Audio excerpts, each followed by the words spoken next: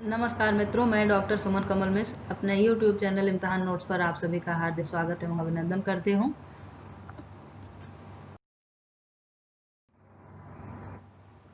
आज मैं आप लोगों के सम्मुख NTA नेट और JRF का जो फर्स्ट पेपर है उससे रिलेटेड हमने टीचिंग एप्टीट्यूड अर्थात शिक्षण अभिक्षमता के अति महत्वपूर्ण प्रश्न को लिया है, जिसमें 30 प्रश्नों को हमने संकलित किया है। और अगर मैं बताना चाहूँ तो मैं बताना चाहती हूँ कि इसमें जो है 9 पॉइंट हैं। जैसे टीचिंग एप्टीट्यूड है वैसे रिसर्च एप्टीट्यूड है और इसके 9 पॉइंट हैं। तो 9 में से मैं ये कहना चाहूँगी कि हर व्यक्ति का जो सोचने समझने और तर्क करने की शक्ति होती है वो भिन्न भिन्न होती है। उस आधार पर हर एक विद्यार्थी को अपनी वो अभिक्षमता जो है पता रहता है। तो इस 9 में से जो प्रश्न को सॉल्व करने की प्रक्रिया होती है उसमें से वो अपने मन मस्तिष्क के अनुकूल इसके 9 में से एक निर्धारित करे। जैसे जिसका टीचिंग एप्टीट्यूड अच्छा है वो टीचिंग एप्टीट्यूड को पूरी तरह से कंप्लीट करे, रिसर्च एप्टीट्यूड में वो कम ध्यान दे। इसी तरह से 9 में से 9 पहले वो सेलेक्ट करे, फिर उसको अपना एक टारगेट बना के निश्चित करे, तो प्रथम पेपर जो है उसके लिए आसान हो जाएगा। और इसी तरह से जो हमने 30 प्रश्न संकलित किए हैं, अब हम उन 30 को देखते हैं। और ये 30 प्रश्न अति महत्वपूर्ण है, अधिकतर प्रश्न में पूछे गए हैं। तो देखते हैं। तो अभी 30 प्रश्न को देख लेते हैं। इसमें पहला प्रश्न मैंने रखा है जो टीचिंग एप्टीट्यूड से है, शिक्षण की प्रक्रिया को विभाजित किया जा सकता है। अब इसमें जो दिया है राजनीतिक पृष्ठभूमि के आधार पर है, कितने वर्गों में विभाजित किया जा सकता है। तो हमने यहाँ पर केवल आंसर पढ़ना ज़्यादा उचित समझा है, तो मैं केवल यहाँ पर आंसर पढ़ूंगी और प्रश्न पढ़ूंगी। बाकी के सभी विकल्प आपके सम्मुख दिखेंगे, लेकिन सभी के विकल्प पढ़ना थोड़ा सा समय विस्तार हो जाएगा, इसलिए हम केवल उसका उत्तर पढ़ेंगे और उसको हमने कलर के द्वारा हाईलाइट भी किया हुआ है। तो यहाँ पर है राजनीतिक पृष्ठभूमि के आधार पर 3 वर्गों में विभाजित किया जा सकता है।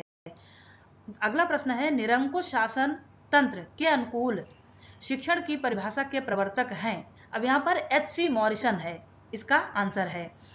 अगला प्रश्न है N.L. गेज का निम्नलिखित में से संबंध है। तो उसका जो संबंध है वो प्रजातांत्रिक प्रणाली संबंधी शिक्षण की परिभाषाओं से है। N.L. गेज ने शिक्षण की कई परिभाषाएं दिया है।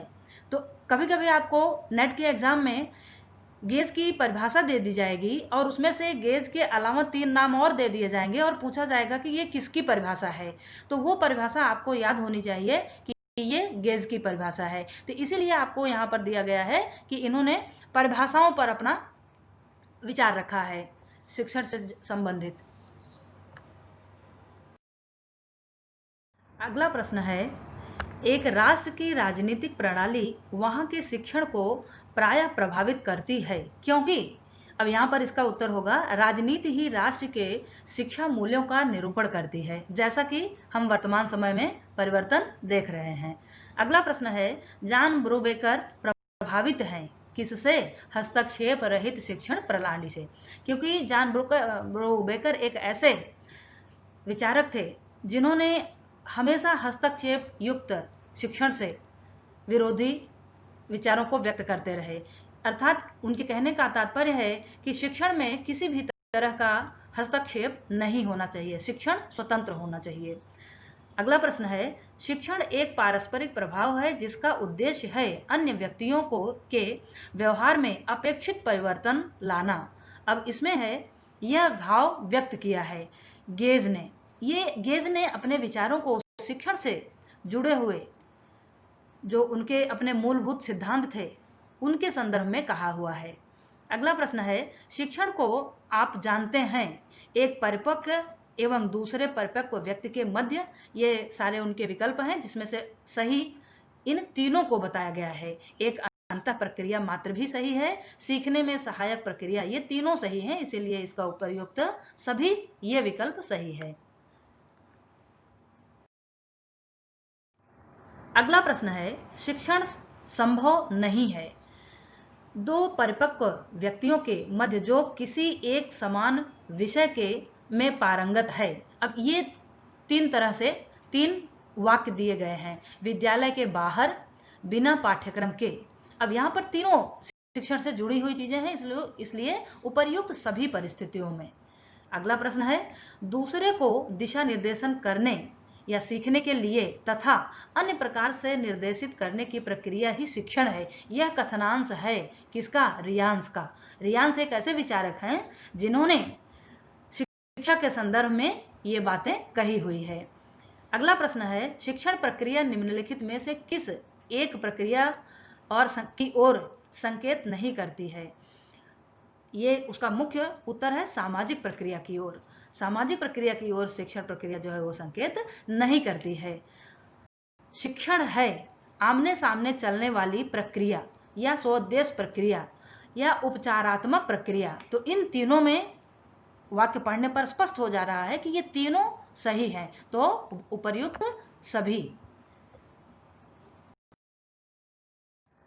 अगला प्रश्न है, शिक्षण हो सकता है मापन योग्य, बालोपचार योग्य, बाल सुधारात्मक, उपर्युक्त सभी। जैसा कि साफ साफ स्पष्ट है, क्लियर है, तो इसमें से उपर्युक्त सभी। अगला है, शिक्षण एक त्रिध्रुवीय प्रक्रिया है क्योंकि इनमें सम्मिलित है छात्र, शिक्षक, पाठ्यक्रम। ये सही है। आप वाक्य पढ़ेंगे तो अपने आप ये स्पष्ट हो जाएगा। अगला है, शिक्षण में संप्रेषण होता है शिक्षक एवं बालक के मध्य। ये एक मतलब जिसने भी क्लास किया होगा उसको ये तुरंत वाक्य पढ़ने पर स्पष्ट हो जाएगा। अगला प्रश्न है, शिक्षण को सुधारात्मक प्रक्रिया माना गया है क्योंकि इसमें शिक्षक बाल व्यवहार में अपेक्षित सुधार करते हैं। अगला प्रश्न है, सतत प्रक्रिया का अर्थ है घर एवं स्थान हर क्षण चलने वाली प्रक्रिया है जो शिक्षण में परिवर्तन लाती है। अगला प्रश्न है, एक उत्तम शिक्षण की विशेषता है अपेक्षित सूचनाओं का आदान प्रदान करना, प्रजातांत्रिक आदर्शों के प्रति अनुकूलन, निर्देशात्मकता और उपर्युक्त सभी। यहाँ पर मित्रों मैं एक सुझाव देना चाहूंगी, जब भी आप शिक्षण अभियोग्यता टीचिंग एप्टीट्यूड के प्रश्नों को पढ़ो तो एक प्रश्न को कम से कम 3 से 4 बार पढ़ो, क्योंकि जितनी बार आप सेंटेंस वाक्य पढ़ोगे उतनी बार उतने अर्थ आपको उसके स्पष्ट होंगे। अंत में जाकर के 3 से 4 बार, जब चौथी बार पढ़ोगे तब वो स्पष्ट होगा। तो इसको पढ़ने में जरा भी ऐसा नहीं सोचना है कि एक प्रश्न को 4 बार पढ़ने की जरूरत नहीं है। टीचिंग एप्टीट्यूड से जुड़ा हुआ अगर प्रश्न है तो निश्चित रूप से एक स्थापना और तर्क वाला जो खंड है वो, और एक टीचिंग एप्टीट्यूड जो शिक्षण अभिक्षमता वाला है, ये दोनों बार बार सेंटेंस पढ़ने के बाद ही स्पष्ट होते हैं। इस क्रम में अगला प्रश्न है, उत्तम शिक्षण का एक गुण नहीं है एक संवेगात्मक अस्थिरता का सृजन करता है।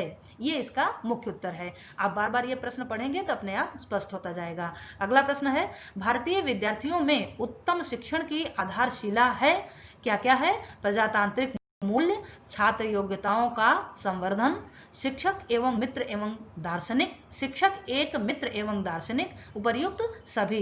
तो यहां पर स्पष्ट हो रहा है उपर्युक्त सभी।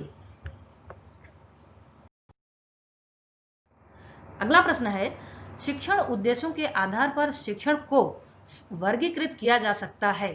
अब इसका वर्गीकरण की बात की गई है, तो ज्ञानात्मक, भावात्मक एवं क्रियात्मक शिक्षण में। ये इसका राइट आंसर है।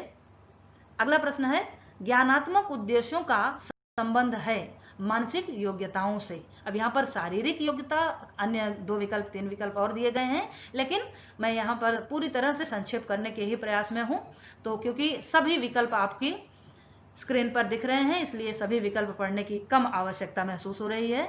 अगला प्रश्न है, मानसिक योग्यताओं में समाहित है स्मृति, तर्क, चिंतन, सृजनात्मकता। ये इसका राइट आंसर है, सही उत्तर है। अगला प्रश्न है, शिक्षा में 3H से तात्पर्य है। ये अति महत्वपूर्ण प्रश्न है मित्रों, कई बार आया हुआ है 3H, और मैं चाहूंगी कि आप लोग इसको निश्चित रूप से सभी प्रश्नों से अधिक ध्यान दे करके इस पर थोड़ा सा फोकस करिए। और ये आपको वैसे भी केवल नेट की परीक्षा में नहीं, ये अन्य परीक्षाओं में भी अधिकतर पूछा जाता है। इसका उत्तर है 3H में हेड, हार्ट एंड हैंड। अगला है, प्रशंसनीय गुणों एवं मूल्यों को रखा जाता है भावात्मक शिक्षण क्षेत्र में। इसके 3 विकल्प और हैं, लेकिन इसका राइट आंसर है भावात्मक शिक्षण क्षेत्र में, क्योंकि प्रशंसनीय गुणों की जहां बात है तो वहां भावना से जुड़ी हुई बातों को दर्शाना है।